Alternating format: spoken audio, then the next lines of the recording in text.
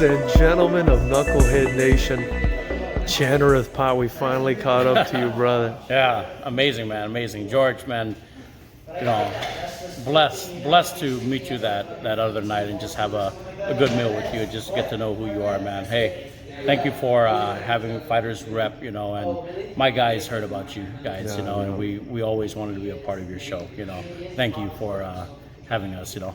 Man, thank you. I mean, it's such an absolute honor not only to meet you. You're a big name in this industry, you know, and we had such a good time at that restaurant, you know. Great time, Shout out, by the way, to Daum Korean restaurant. And that food was good. Delicious, man. Delicious. You know, just like in your last interview, you were talking about cast beer. You know, like that was a good beer. Oh man, that was good beer Korean too. food, yeah. And with good company. So that's where I finally got to meet you, Pot. You know, for those of Knucklehead Nation who don't know who you are, you know, kind of in a nutshell, let me know who's Channarith Pot. To break it down, grew up over here in America, came from Cambodia, then grew up over here in America. My dad, you know, wanted to kind of put some kind of, you know, martial arts in our system. You know, he learned kickboxing when he was over there in Battambang, Cambodia, you know, so he kind of put that with me and my brothers, you know, but we never took it into a real perspective like, hey, this is something that we could do later in life, you know. It was more of, you know, protecting yourself at all times, you know, and then started doing that at school. Nobody knew what it was, you know. Everybody's like, oh, you know kung fu, oh, you know karate. Nobody knew what it was, you know. Come 5th grade, a movie comes out, Bloodsport, you know, and everybody's like, oh, man, you could do this, you could do the split, you know. But you know, I didn't really have any bullies or anything growing up, you know. Everybody just wanted to learn what I was doing.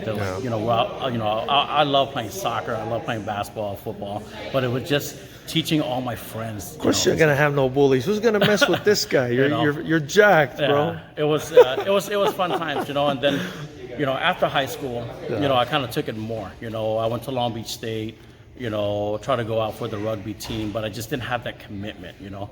And that's when I told my dad, hey, you know, I wanted to kind of further this sport, you know, and try to make a career out of it. You know. So, you know, I went to school and, you know, I got my bachelor's in liberal studies. Nice. You know, concentration in physical education, health science, and life management, you know. And with that, that's where the Muay Thai kickboxing kind of came in, you know. Fought under group promotion, you know, very old school group promotion, you know, made some money off of that, and then everybody saw my fight. Everybody's like, oh man, you always have these kicks, hey, you got this, you know. But, you know, special thanks if I could do some shout outs too. For sure. You know, of course, you know, trained with George Zarate, you know, got my hands together. You know, George, if he's watching this video, thank you very much. LA Muay Thai, he's at LA Muay Thai right now. George Valdez, you know, he taught me that little toughness, you know. Sensei Yuki, you know, taught me everything. Then once, when we started fighting, you know, the Cambodian community knew I was Cambodian. You know, they called my dad and said, hey, you know, you got to get your son to come train over here. You know, we want to teach him a few stuff. So, this I love, though. They kind of obligated you, right? Yeah, so my dad told me, like, hey, you know, they kind of called again. And then I got connected with Omri, you know, and then the commitment I made with him was, hey, can I just only come on Wednesday? And then he was able to teach me, you know, kicks. He already told me, he goes, I seen you fight, you know, and he's holding pads with me, and I gave him my right hand, right uppercut, and he goes, and he told me I was strong. He used the word klang, you know, in Cambodian that means powerful, you know.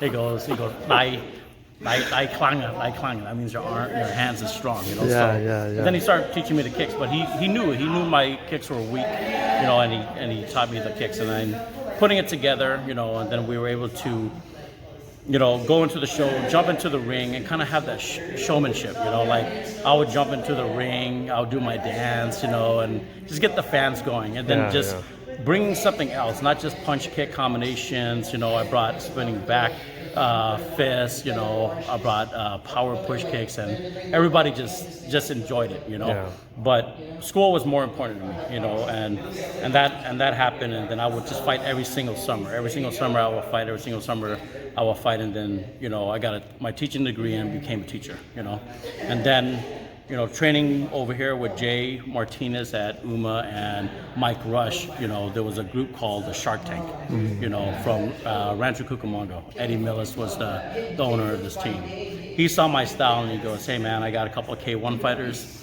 can you teach my guys, you know, your technique? You know, can you help me train the guys? You know, so I said, yeah, you know. So we went in there, and me and Eddie, you know, he was the guy that took over everything, you know. So, and then we kind of worked with his fighters, you know, Sylvester Turkai, Imani Lee, Maurice Jackson, Jason Childers was over there, you know, Maverick the Soul Collector, so, and Jamie Fletcher, you know.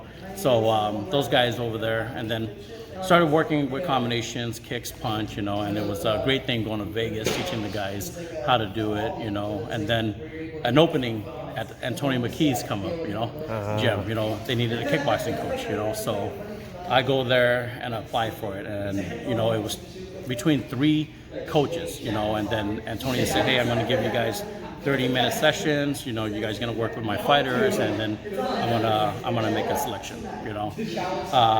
Next day, Antonio calls me. Wow, okay. You know, what kind of commitment can you make? And then, you know, with work and everything, I told, you know, Antonio, hey, I only can work on Tuesdays, you know, Tuesday mornings, you know.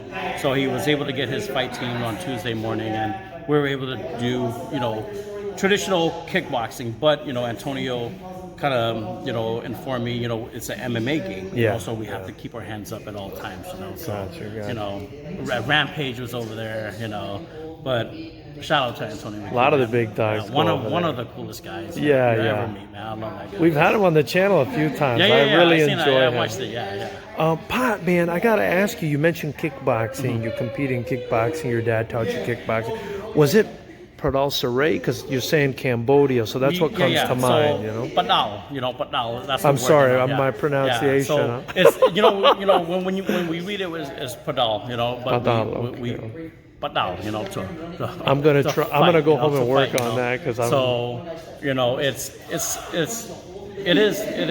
Padal, you know, but you know, we call it, you know, Khmer kickboxing and stuff, you know. Gotcha. But the different martial arts came in there, you know. And we always like to say Padal, you know, like, hey, tha, you know, like, hey, let's go fight, you know. So, but yeah, you know, my dad taught me, you know, the traditional Cambodian kickboxing, but I was able to, you know, kind of go to different gyms, you know, to kind of upgrade my game. And once I upgrade my game, that's what I'm able to teach, you know, my students. You know, we were over here, I came over here, Mike Rush brought me over here and introduced me to Coach Johnson. Hey, help me out with the fight team, you know, with the stand-up game, you know. So we came in here and we had a good 10-fight win streak, you know. But it was a hard second and third round for these guys, you know. Even the championship fight, hard fourth and fifth rounds, you know. But you know, you make that commitment, you could do anything, you know. Yeah. You know, the whole Cambodian connection and like that's very fascinating, I think. And the reason I think so is because a lot of people don't know that it might have been the Cambodians that were sort of the pioneers for the striking game. You know, does that give you a sense of pride? You know, knowing you come from the people that may have been the ones that kind of invented all these striking arts. Yeah. You know, we have our fact finders, you know, so those guys, I'm going to leave it up to those guys. But, you know, during the history of it, you know, where, you know, how Chinese came down, you know, you have India come in and merge, any kind of, you know, things could have came out of during that time, you know, but evidence have shown, you know, through murals, you know, where, you know, 6-foot soldiers are holding their hands like that, which is like a Muay Thai stance, you know. But it's I'm going to give credit to all that area, that region, right, Burmese, Thailand, Cambodia, you know, and then we got to give it to the whole world to that put it together. We got to put it to you, man. You know, you brought it over here to Seal Beach, California. You know, so it's you know, it's a cultural thing, you know, and and I think everybody's blessed with that, you know. So, Coach Pot, amazing, man, amazing. Finally catching up with you for the second time, but you know, still getting this interview. Where can people come and learn this traditional art that you're teaching, that you're blessing the community with? We're over here at Buena Park Martial Arts Academy. You know, this is Coach Matt Johnson's gym. You know, so it's a great honor. You know, we have kickboxing here every single day, Monday to Friday. You know, so in the evening, if you guys are wanting to learn kickboxing, learn your sport, become part of a family, compete, you know, this is the place to come, you know. And then we also have sparring sessions every Monday and Wednesday where we kind of integrate with other gyms, you know, also just to get our game going. It was incredible here today. I mean, the amount of people that were here and the level of sparring was awesome to watch. I want to thank Mike Rush. We got Tom over here. You know, he brought his crew. You know, we got NHC. We got Gabe from NHC coming in. You know, so you know, special thanks. You know, Eric Winston came here just to you know, show everybody what level you need to be on. You know, he's one of our stand-up guys where he comes in and he's, you know, doing all these punches and kicks with the guys and just bringing the best out of them. And you know, and I always tell the guys, you guys got to know what level you have to be at, you know, in competing level. You know, so everybody comes together. You know, it's a big family. You took a picture with us. You know, man, it's you know, it's a family. You know, I felt like I was back home where my parents are from. To be honest with you, so welcoming. I really appreciate it. Pot, where can we follow you on social media before I let you go?